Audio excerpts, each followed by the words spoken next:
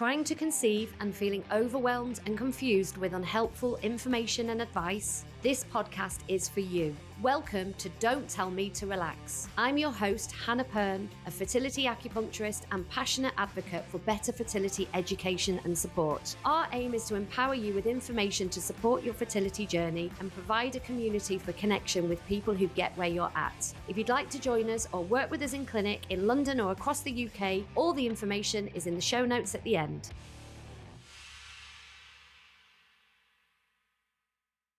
This podcast is sponsored by Invivo Healthcare, the human microbiome company restoring human health and ecology with seamlessly connected testing, supplements and education. The Invivo team of scientists and practitioners work alongside healthcare practitioners to expand their expertise. As pioneers in testing, Invivo Ecologics range delivers a unique insight into the gut, vagina, oral and urinary microbiomes with unparalleled detail and accuracy. Their supplements are crafted using live commensal cultures and selected botanicals and designed with specific microbes in mind for a truly targeted approach. Invivo is a go-to in my clinic for microbiome testing and supplementation. For more information, visit invivohealthcare.com. Hello and welcome to the first episode of Don't Tell Me to Relax of 2025. Just to give you a full disclosure, we are actually recording this at the end of 2024 because this episode is planned to go out on the 3rd of January. So we decided that we would do it before then when you get the best of our brains and we won't be in that fog post Christmas and New Year.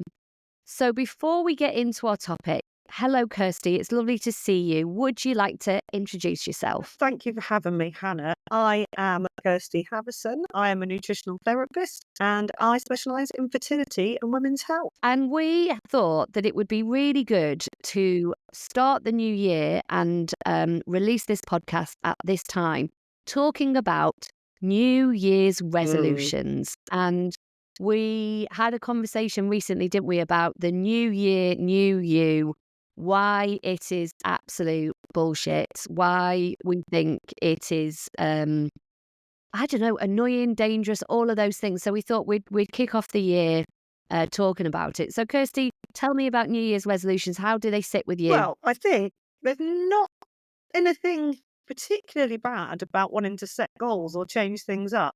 I just don't think it necessarily has to be done at the beginning of January with all the massive pressure that seems to come from social media, from your friends and family, from yourself, if you're putting pressure on yourself.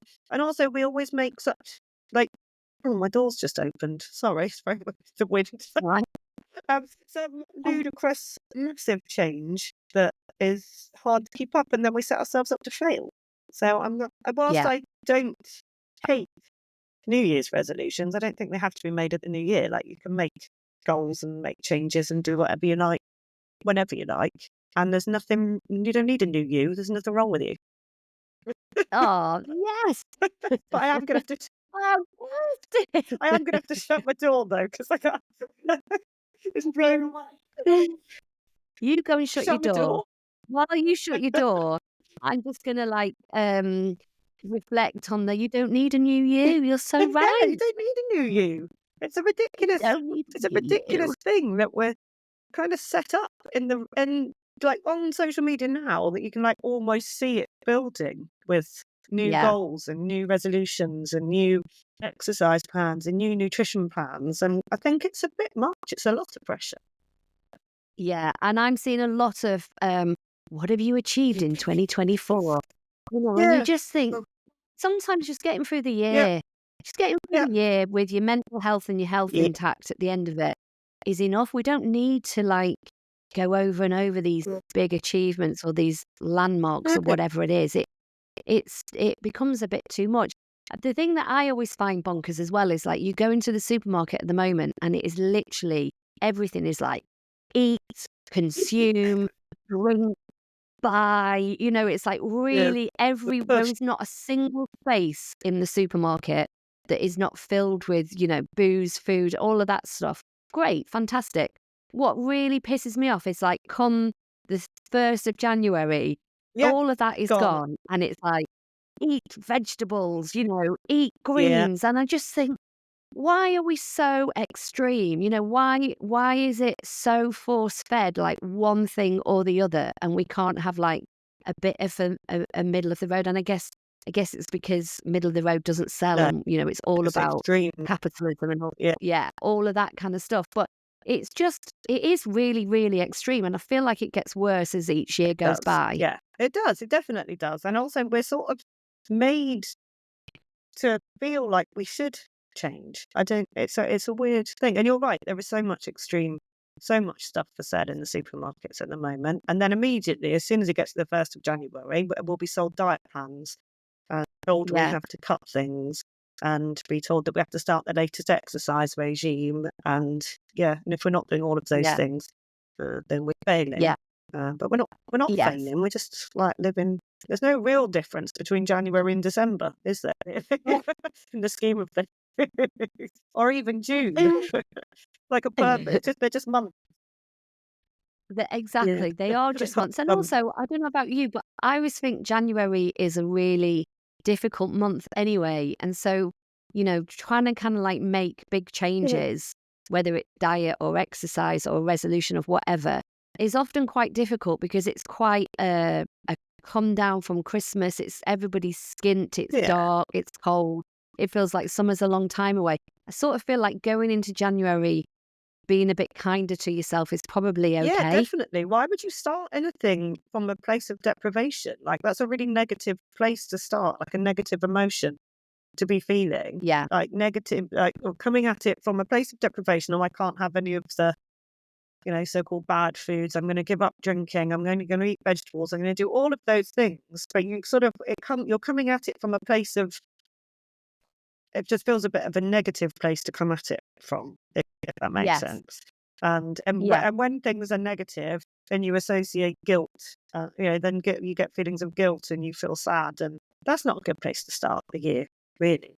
no, no, that's a really good point. And it's funny because just before we came on, I was just telling Kirsty because I was at my sister-in-law's, not my sister-in-law, but like nearly my sister-in-law, hopefully my sister-in-law one day, 30th birthday. And it was a big old night and I drank too much. And I've spent since then going, I'm going to give up alcohol for the whole year. Classic. Not just like maybe just for a Yeah. few weeks. I've been going, yeah, well, actually, when I get to 51, I'm going to give up alcohol for the whole of that year of my Yeah, life. I'm not going to eat sugar. That's another one. I'm just not going to eat any more sugar. Well, yeah, you are. I just don't think that is a reasonable thing to say. No, That's what we do, isn't it? And that's what happens at New Year is we make these really big promises or big kind of like resolutions, yeah, and I think they're too big, and I don't think I don't think they can be that big because, like exactly like you say, it sets us up for yeah. failure. And also, you've got to ask yourself what you're trying to achieve, what your goals are, and like, there's got to be some sort of. Are you making changes because everyone else is, or are you making Yes. changes because you feel like you should, or do you actually have a proper sort of a proper idea of what you actually are trying to achieve? And if it's a long-term goal or a long-term change, then you really have to start small. Like you can't go in all gung-ho and go, right, I'm going to make all of these changes at once, because that is overwhelming, because your life is still going to be busy, your life is still going to be hectic, and it's still going to be hard. I just feel like we need to break things down a little bit to make them more manageable so that we don't fail, essentially. Because long-term resolutions aren't, like, diets don't work. Long-term resolutions, I Yeah. feel, don't work unless they're properly thought out and planned. And yeah, I think Yeah. we can't we need to be a bit kinder to ourselves. Yes. And so what would you say let's take myself Let's for take you, example Hannah. as an example here. Let's talk about me for a while. So let's talk about let's talk about drinking. So if I want to drink less in 2025 or change my, drinking habits, what would be a good piece of advice? What would you suggest to somebody? Because again, obviously I'm not thinking about it from a trying to conceive perspective, but I am thinking about it from a Yeah, hormonal perspective because, obviously being perimenopausal, my hangovers are now much, much worse and I do have to be careful. So what advice would you give to me instead of like saying, Hannah, give up alcohol for the whole year, which is what my brain is telling me? What would be helpful for me to think I about? would say start small. Like you need to make small, manageable changes because then they're sustainable. If you completely cut everything out, it's going to be your birthday, and then Yes. you're going to want to drink. Right. Then you're going to want to drink, and you've made this broad decision to give up alcohol and not really considered any of the obstacles that are in the way or anything that might come up to get in the way of those plans. So you could then say, okay, I'm going to reduce my drinking at weekends and I'm going to drink water at the same time as I drink and just slowly start making changes rather than going all gung ho. When I see my clients and we do their full consultation, sometimes when we're making changes, we literally just start with one meal. Like we'll look at Yeah. I'll look at their food diary and I'll go, right, okay, there's quite a lot we need to change in the scheme of, quite a lot we're going to work on moving forward. But right now, let's just nail breakfast. And then we will nail breakfast and it's a habit. We've made it gradually over time. Then we'll go on and we'll look at the next meals. Then we'll look at snacks. And then before you know it, you've made a huge change, but you haven't noticed it as much and it hasn't felt overwhelming and it hasn't felt all encompassing because it's really hard to sustain huge change in one go. Yes, and it's the thing, isn't it? I mean, we're not at Christmas yet, but I know that feeling after Christmas where all of a sudden you'll be like, I've got to get rid of everything in the house. Like all the cheese must go, all the chocolate must go, and you're like, shall I just Like, eat it all? And then when it's gone, it's gone. yes, that's the other thing. Like that doesn't need to happen. Like you don't need, so Mm. whether you eat the chocolate, I just don't feel like you should eat all the chocolate and cheese in one go. Spread it out. Yeah, Yeah. yeah. So, Sometimes I reach the point where I'll give it yeah. away. I'll be like, if it's in the house, then, we have loads more chocolate in the house than I would at any point in the year. And, you get to the point where you're like, okay, I'll give it away. And then it's not around, but you might still have a little bit because, again, it's not about getting rid of No. everything. It's about No. just getting the quantities of Yeah. it, We do. I think. Yeah. Also, I find that when I'm making changes with clients, don't focus on the things you can't have. That's just, again, Yeah. coming at it from a weird mindset of deprivation and I can't think what the word is now, but it's coming at it from a more negative mindset. Focus on making like changes, the positive changes. Focus on those, and then the sort of the things that you supposedly shouldn't be having become less anyway. So Yeah. it's like adding the good stuff in and not necessarily taking all the shit out in one go. Yes. So it's basically like maybe switch up having Christmas cake for breakfast and have Yeah, like go eggs back to having your and eggs. avocado Yeah. instead. But still, if you want Christmas cake later in the day, then that's okay. And it's not the end of the world. Yeah. Just don't have it for breakfast. And always have your breakfast before you have your coffee. But just start implementing Yeah. all the small, more positive changes rather than focusing on what you can't have. Focus on what you can have. Yes, I love that. That is a really you're coming out with some right old pearlers of wisdom Oh, today, these are Kirsty. just things I wish one about endlessly, Hannah. So, to anyone that will listen. This is excellent content.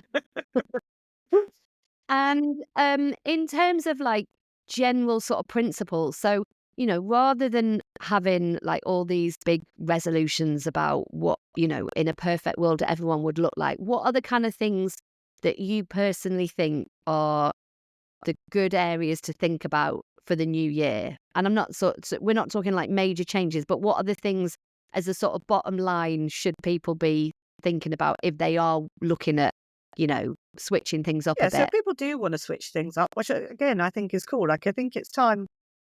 I think it's great that people want to make changes, positive ones. But also, I think, it's important to remember that you can do that at any point. Like, you can do it on a Wednesday in March if you want to. Like, I generally do Yeah.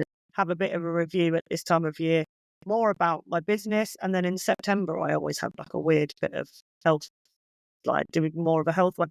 But I would do a bit of a review of what my current like eating is perhaps, what my current nutrition intake is, and then look at where I can improve that. Not necessarily look at where I can take things away, but look at where, am I getting enough protein for breakfast? Is there a way I could eat more veg? Am I drinking enough water? Like, do all those. Am I getting enough exercise? Am I seeing sunlight first thing in the morning? Do I need to work on my sleep? Like, it doesn't, just do a bit of a health audit maybe, and then make Yeah. 3 or 4 changes, 3 or 4 really small changes. Like, okay, I'm going to aim to drink a bit more water. I'm going to have an extra vegetable with my dinner. I'm going to have protein for breakfast. And then do all of that for a month, and then add something else in once you've nailed that. That's how I would do it. Yeah. Yeah, that's such a better way of doing it than, throwing everything out and sort of, trying to live like some kind of like monk. Yeah, yeah. So I live like a saint. Never having any sugar, never having any booze, never making sure that Yeah. all my... It's just too much. Also, like you said Yeah. earlier, January and February are depressing months. Like, Yeah. they're hard. It's dark all the time. No one's doing anything because everyone's skint. If you're on a fertility journey, that's probably picked back up again if you're going through all of that. So you're then under huge pressure with that. I mean, don't make it harder by like doing something extreme. Yeah. Also, I think that, if you've had, I always find, eating loads of sugar over Christmas, then you suddenly stop. It's quite a crash It to your is, body, yeah. isn't it? Well, your microbiome, Like your body does your feel it, I microbiome's think. got used to you feeding it that kind of food, and it wants it more. Like, that's how we work. So it does. Coming off Yeah. of things suddenly isn't great, because we have a sort of reaction towards it. So generally, gradually removing things is better. Yeah. And anything else, because the thing that I find helpful is around kind of like this idea of like accountability. I find this a lot when I'm doing like exercise. I find that if I go and exercise with a person, if we like make agreement, we'll go to every Thursday, do Pilates together or whatever it is, I find that works really well for my Yeah. brain. What do you think Oh, about that? definitely. Accountability is everything. And that's why I think it's always good to work with someone if you can. Obviously, not everyone can work alongside like a nutritionist, but even working with your acupuncturist and everyone, they're going to ask you how you're doing, whether you're sticking to your goals, etc. And that's really good. Accountability is everything. Yeah. So yeah, finding someone you can work with, finding somebody to set goals with things, I think is a really, really good idea. And you can also you could do it with a friend, like a Yeah, friend, do it with anyone your you like, partner. yeah. You and your partner, if you're on a fertility journey, can make an accountability plan. Of things that you might want to, like you say, add in rather than take away. Yeah. It's a much more positive way of thinking about it, Yeah, I'd say. I think so. And yeah, you can literally do it with anyone. You can make yourself accountable. You could have a review every month with yourself. Sit down, have a little meeting with yourself at the end of the month, and see how you've progressed and see how you've done. It can be with anybody. It doesn't have to be. Yeah. And what about scales? Like what about Throw weighing them and all in the that kind of bin. business? Yeah. Just throw them in the bin. You know how you feel. Yeah. You feel good. If you feel good, that's good. If I don't think you need scales. And No. also, weight is a really difficult thing. Weight fluctuates continuously throughout, particularly for females, but all throughout the month.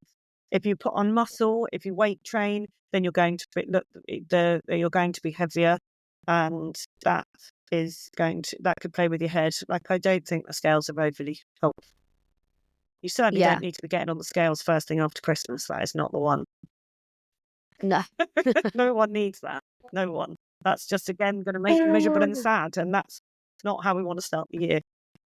No, it's not, No. is it? And it's so bad, isn't it? As like females, and I know it obviously affects men as well, but I do feel like females are disproportionately impacted about their happiness being associated with their weight or their sizing. And it's been really ingrained in us, hasn't it? From birth, basically. And fighting against that, especially at the new year when it's really, really shoved down your throat, is really difficult. So I would say, if you find yourself on, the old Instagram or wherever it is that you're on your social media and you're getting all these messages and it's really having an effect on your brain, then to maybe take some time away from it, because like you say, they come thick and fat. And they are literally preying on our weaknesses. The big brands are Yeah. coming for us. They know what makes us feel shit, and they're Yeah. coming to sell us things to allegedly make us feel better. Like, it's a huge sales pitch all of the time. Yeah. And I think I think if you, like you say, if you are being force fed things that telling you need to change, then you need to come off of social media or what. Yeah. Yeah. Have you got any other like top tips for getting through January, February for any of us? Because, Yeah. it's the best time as It's not. well. I mean, I'd rec- it's hard, I it think. can be hard. It's really dark. I think vitamin D is a big thing that people need to make sure they're getting enough vitamin D, that their levels Yeah. are good, that they're supplementing if they need to. Generally, I'd say we all need to be supplementing in the winter for vitamin D. I think that's really important. Looking after your immune health, making sure you're getting in plenty of antioxidants so you don't pick up bugs and colds, and so your immune system stays strong. Making sure you get outside for fresh air as well is really key. It's Yeah. also a good time to like sit in and reflect and think about stuff as well, isn't it? And be cozy and warm. I mean, we're sort of conditioned that we need to be busy, busy, busy, busy all the time. But actually, winter, we don't really need to. Like, we could slow down and chill out for Yeah. a bit, but lean into that. Like, not feel guilty Yeah. about it. Lean into the resting and the sort of the quieter nights and the shorter days, and put more Yeah. of a emphasis on hibernating for a bit and getting ready for the March, I think. I don't think we need to be Yeah.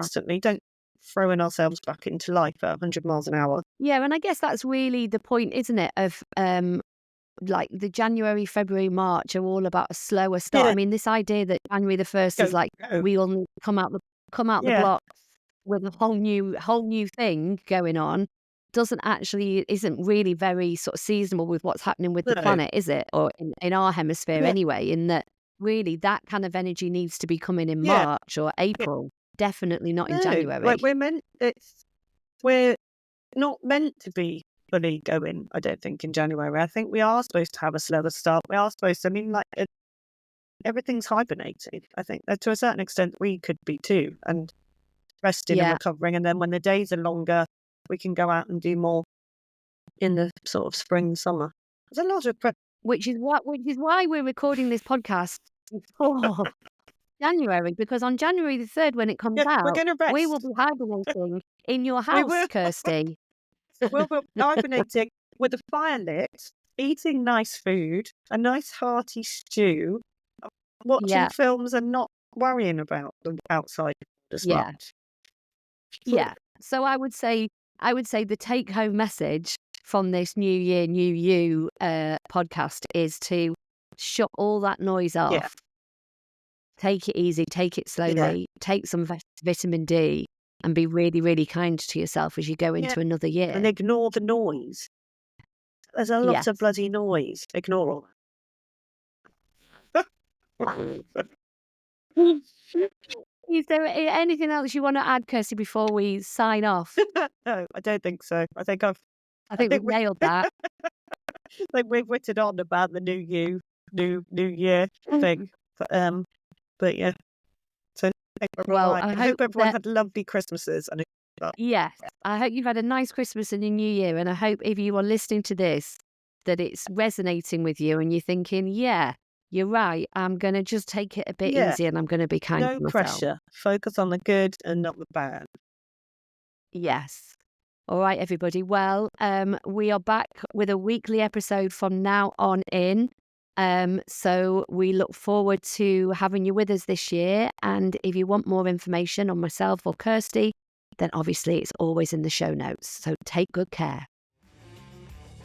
We hope you have found this helpful. If you'd like more on fertility education, please see our Teaching to Conceive free course linked at the end of the show. You'll also find the link to join our community. For more personalised fertility support, you can work with us one-to-one in clinic and online. You can book a discovery call to find out more.